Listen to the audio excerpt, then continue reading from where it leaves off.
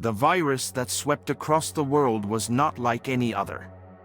It was a plague that brought with it a level of horror and devastation that the world had never seen before. The virus was first detected in a small town in China. At first, it seemed like a relatively minor outbreak, but within weeks it had spread across the globe like wildfire. As the virus spread, governments around the world struggled to keep up with the escalating crisis. Hospitals were quickly overwhelmed with patients, and medical staff worked around the clock, trying desperately to save as many lives as possible. But despite their best efforts, the virus continued to spread. It seemed almost unstoppable, an invisible enemy that could strike at any time.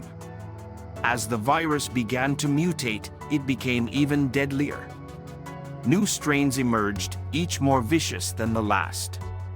It was as if the virus had a mind of its own, constantly evolving and adapting to the challenges it faced.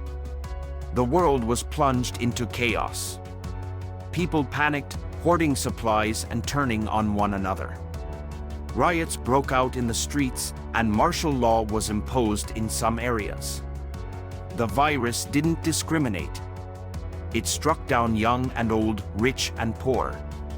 It didn't matter how healthy or strong a person was, once the virus took hold, there was no stopping it. As the death toll climbed into the millions, it became clear that the world was facing an existential threat. Entire cities were locked down, and people were forced to stay in their homes, cut off from the outside world.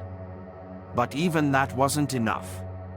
The virus was so contagious that it could be carried by the wind, and even the slightest contact with an infected surface could spell disaster. As the world descended into darkness, some people began to turn to darker forces. They dabbled in black magic and the occult, hoping to find a way to protect themselves from the virus. But their efforts only seemed to make things worse. The virus began to mutate even more rapidly, and the mutations became even deadlier. The air was thick with the stench of death, and the world was gripped by a level of horror that had never been seen before. And then, finally, the virus claimed its last victim. The world was silent, the only sound the soft whisper of the wind as it carried the ashes of the dead to the four corners of the world. The survivors emerged from their homes, blinking in the bright sunlight, and looked around at the world that had been destroyed.